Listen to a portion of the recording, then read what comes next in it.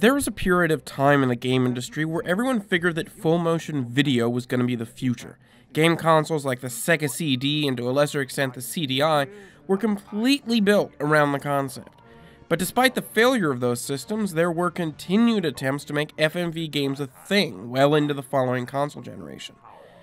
While a lot of FMV games had no real pedigree, stuff like Night Trap and Phantasmagoria kind of materialized out of thin air, the game we're looking at today had a ton of it. Star Wars Rebel Assault 2. Set in the timeline of the original trilogy, Rebel Assault 2 tells a side story involving a secret Imperial superweapon that the Rebels are trying to stop being built. It's pretty standard Star Wars stuff. In traditional FMV game fashion, all the acting is absolutely atrocious, other than the bits that have just been pulled from the films, seemingly off some old VHS tapes because those bits look even worse than most of the game.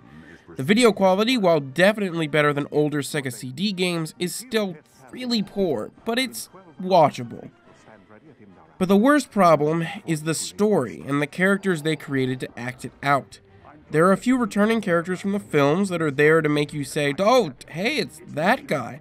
But the people the game focuses on the most are bland archetypes muddling their way through an extremely generic tale.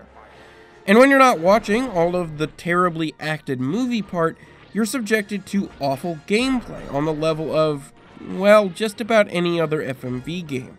The shooting parts feel like playing Mad Dog McCree with a directional pad instead of a light gun, and the space parts feel like a spiffed up sewer shark. Plus, it doesn't help that both the pre-rendered backgrounds and any non-polygonal characters look awful. Sure, a lot of what's wrong with Rebel Assault 2 can be chalked up to the technical limitations of the time, especially when it comes to things like the resolution and overall quality of the video. The game would certainly look better if it had been made today, but that wouldn't have fixed the god-awful gameplay or the acting. And all of that would be about what you would expect from an FMV game. But I feel like Rebel Assault 2 really tries to push itself as a Star Wars game, first and foremost. And I'll admit that seeing the Factor 5 logo in the opening to the PlayStation version did give me a bit of hope.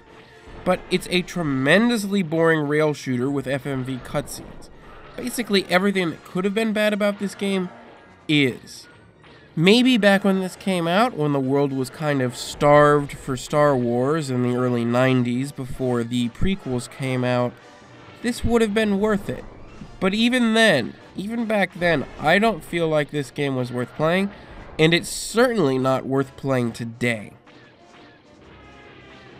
Every Monday, I look at a game that's at least 10 years old, and I see if it's stood the test of time, if it's still worth playing now. If you like that idea, be sure to subscribe so you can see the latest videos. If you like this review in particular, be sure to hit that like button, and thanks for watching.